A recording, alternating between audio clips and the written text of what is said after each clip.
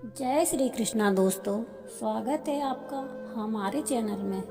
श्री कृष्ण से जुड़ी कथाओं में जीवन प्रबंधन के ऐसे सूत्र हैं जिन्हें अपनाने से हमारी बड़ी बड़ी समस्याएं दूर हो सकती हैं। बड़ी सफलता चाहते हैं तो योजना बनाएं, बिना काम की शुरुआत ना करें। जब भगवान विष्णु श्री कृष्ण के रूप में अवतार लेने वाले थे, देवकी और वसुदेव कंस की कैद में थे।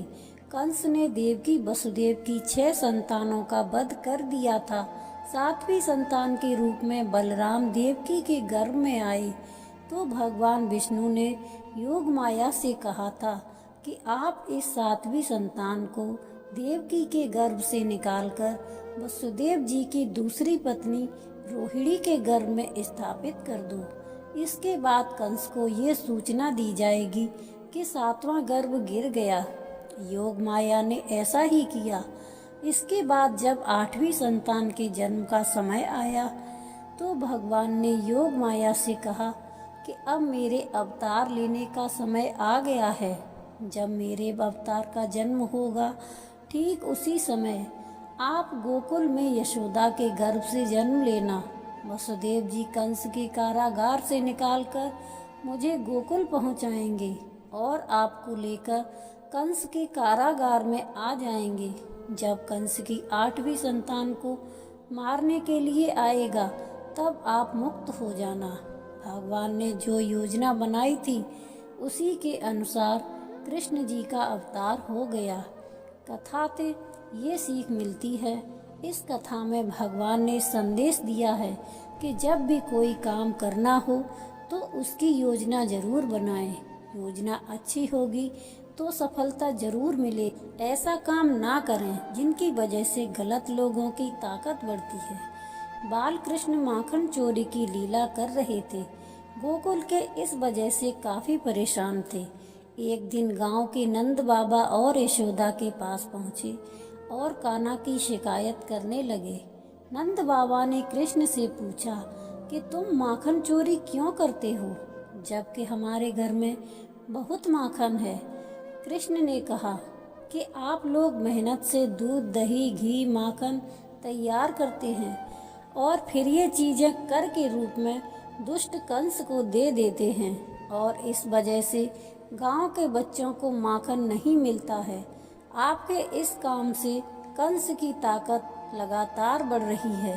अगर आप कंस को कर देना नहीं रोकेंगे तो मैं तोड़ फोड़ करता रहूँगा ताकि ये माखन कंस के पास ना पहुँचे और गांव के बच्चों को मिल सके। इस कथा से हमें ये संदेश मिलता है कि हमें ऐसे काम नहीं करने चाहिए जिनकी वजह से गलत लोगों की ताकत बढ़ती है। जब कोई झूठा आरोप लगे तो धैर्य ना छोड़ें। द्वारका में एक सूर्य भक्त था, सत्राजित। उसे सूर्य देव ने स्यम्मतक नाम की चमत्कारी मणि दी थी। ये मणि रोज 20 तोला सोना उगलती थी।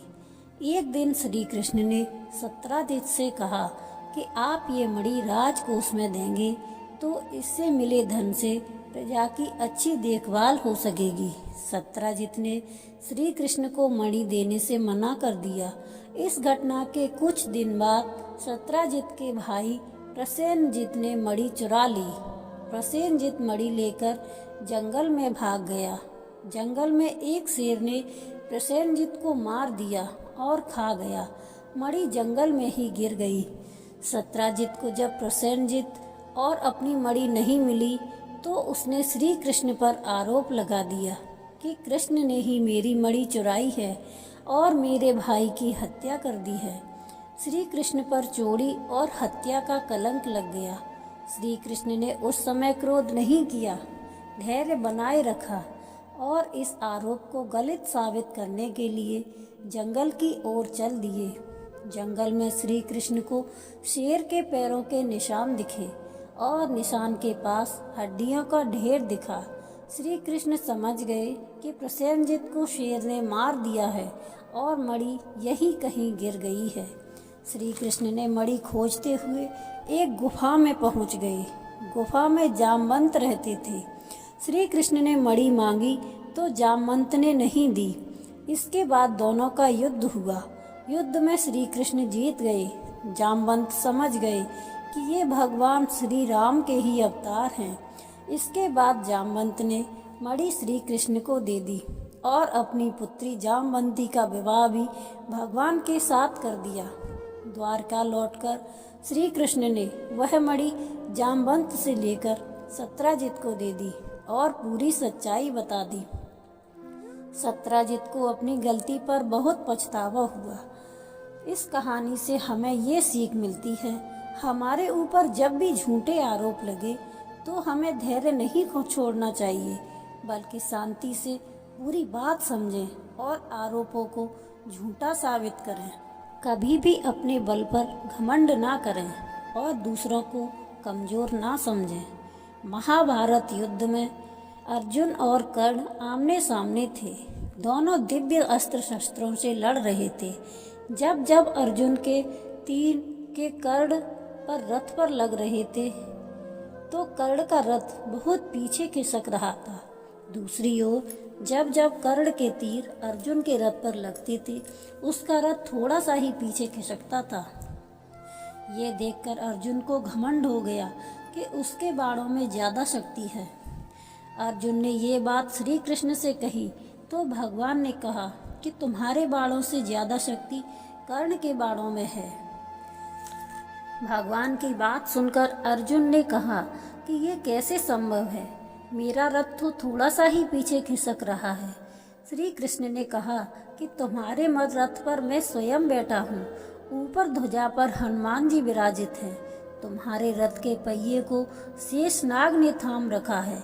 इतना होने के बाद भी कर्ण के बाण के ये रथ पीछे खिसक रहा है, तो इसका मतलब यही है कि उसके बाणों में ज़्यादा शक्ति है। ये बातें सुनकर अर्जुन को अपनी गलती का एहसास हो गया और उसका घमंड टूट गया। इस कथा से हमें ये सीख मिलती है कि कभी अपनी शक्ति का घमंड ना करें और शत्रु को कमज़ोर ना समझें। तो दोस्तों, आज के लिए बस इतना ही। मिलते हैं अगली वीडियो में। तब तक के लिए जय श्री कृष्णा। राधे राधे।